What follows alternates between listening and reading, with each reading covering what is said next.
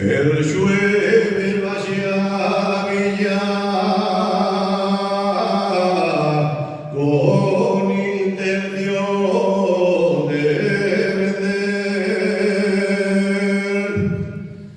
dos hiatos en el mercado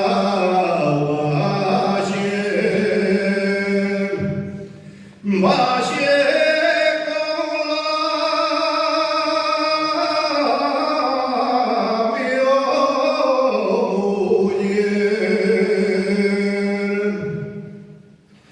pero al llegar a Yotual quedando salió un guardia de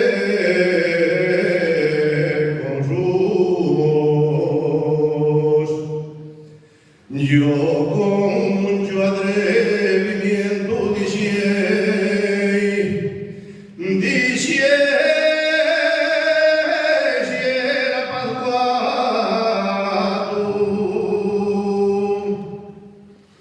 Eché otros dos pasiquinos hasta llegar a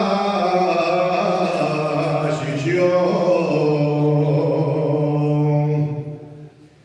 Salieron dos macipanes que llevan al cuartón.